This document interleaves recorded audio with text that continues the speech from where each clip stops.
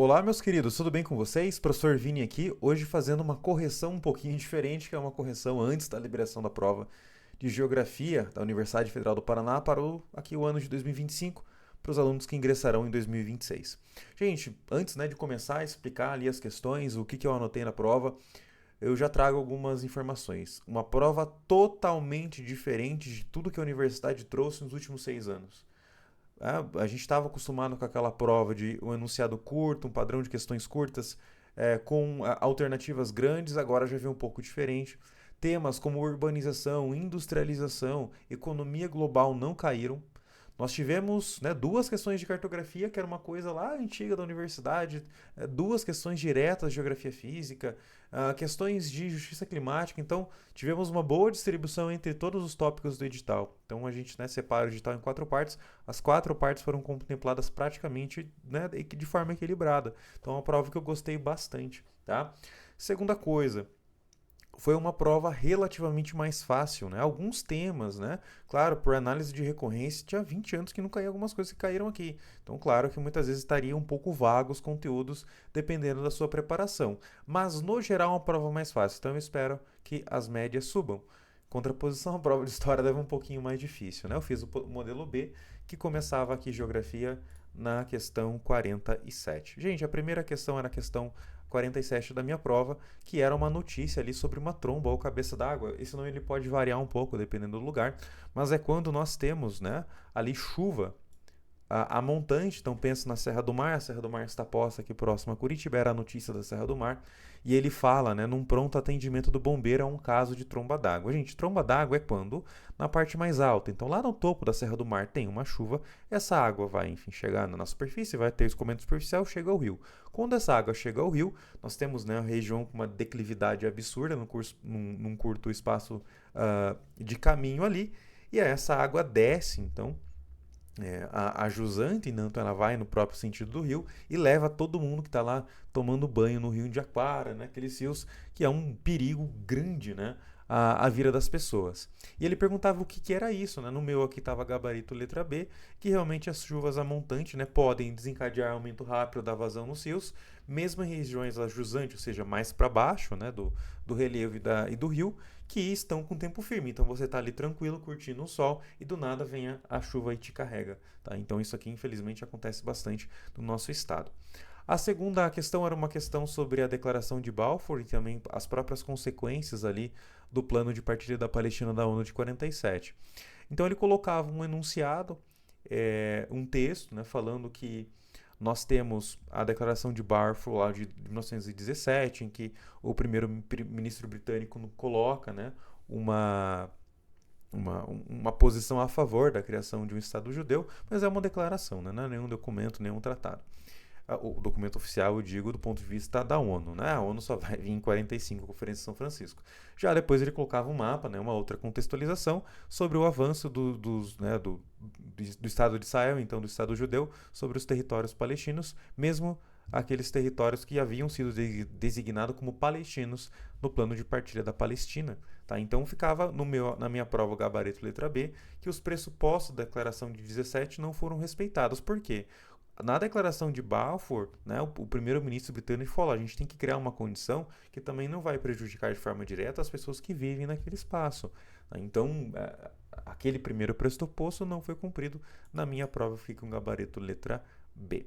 Depois nós vamos para uma questão que é um tema há anos que não caía. Quando eu falo anos, é anos mesmo. Eu acredito que pelo menos uns 25, que é o relevo kárstico ou ambientes kársticos.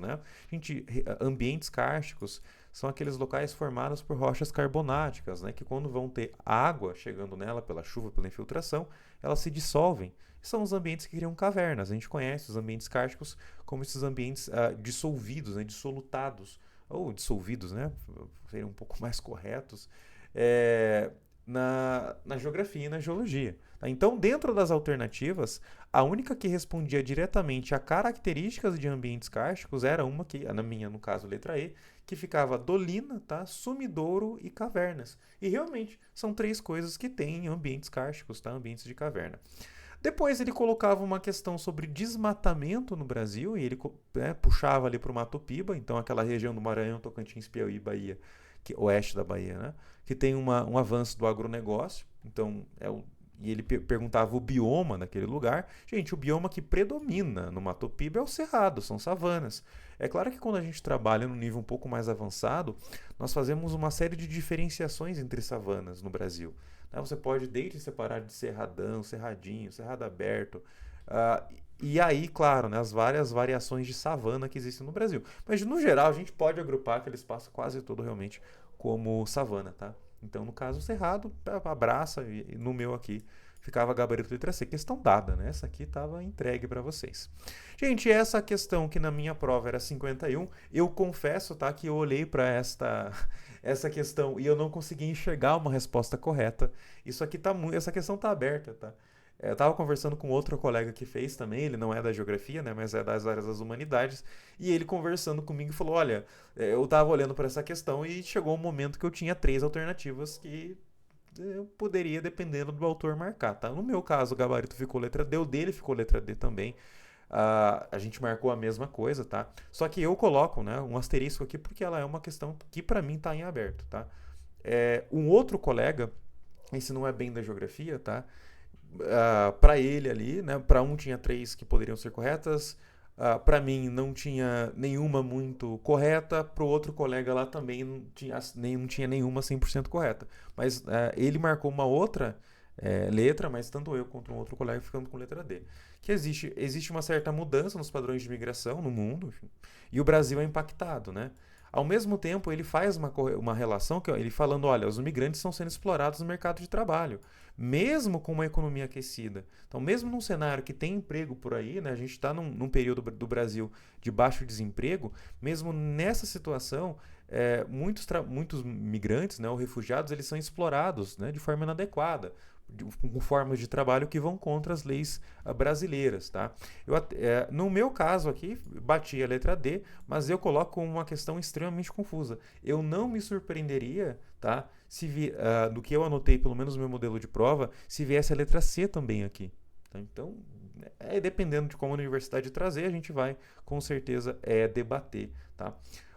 Eu tirei a letra C, que era uma questão que falava da geopolítica no Brasil, tá? Porque ele fala, né, que o Brasil ele se lança para uma geopolítica, então ele inaugura uma geopolítica na América Latina depois que faz lá as missões da ONU no Haiti.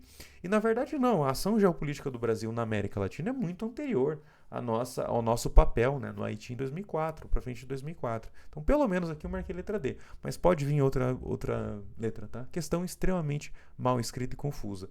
Gente, depois tinha uma questão, né, que trazia um texto do Márcio Pockmann, então o nosso presidente hoje do IBGE, e ele falava sobre os dados dos cidadãos, né, que são expostos, né, e esses dados eles devem ser protegidos em âmbito nacional e não serem expostos facilmente a empresas. Então ele está falando, olha, né, a questão aborda, ela traz o conceito de pessoa, então nós como cidadãos.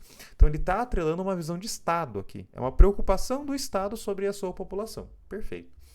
Essa preocupação se dá porque hoje no nosso meio aí, técnico científico informacional, que é o que ele traz, né? Que não é muito comum na Federal trabalhar esse conceito, mas ele trouxe, então, a geografia miltoniana de Milton Santos. Ele fala, olha, a gente vive no mundo de terceira e quarta revolução industrial em que os nossos dados são expostos. Os dados sendo expostos, eles vão ser usados por empresas, vão ser monetizar e tem até uma questão de soberania e segurança nacional exposta, tá? E aí, no meu aqui ficava a letra E e fala, olha, a gente não tem que controlar esses dados, que devem ser protegidos para informações sensíveis do Brasil não ficarem expostas. Então eu fiquei ali com o gabarito letra E. Depois uma questão de cartografia, fazia anos, né, que não aparecia alguma coisa de cartografia um pouco melhor na Federal. Teve 2 questões aqui, vamos falar delas. A primeira era um mapa do Brasil, coloquei entre aspas, modificando, ele colocava um mapa do Brasil, tá, normal, e depois o mapa 2 ali era o Brasil orientado ao sul, o Brasil estava de ponta cabeça. O mapa 3, tá, o Brasil estava menor, então a gente, né, passou por uma escala menor ali. E o mapa 4, o Brasil projetado de formas distintas, um pouco paralelo. Eu teria que pegar um manual para ver certinho qual que era aquela projeção que ele fez, tá? Mas basicamente de 1 para 2 nós tivemos uma modificação de orientação, né? No ponto 3 a gente teve uma orientação no caso de escala, então de diminuição de escala, e depois 4 foi a projeção que foi modificada. No meu lá ficava gabarito letra D, tá? Nesta sequência.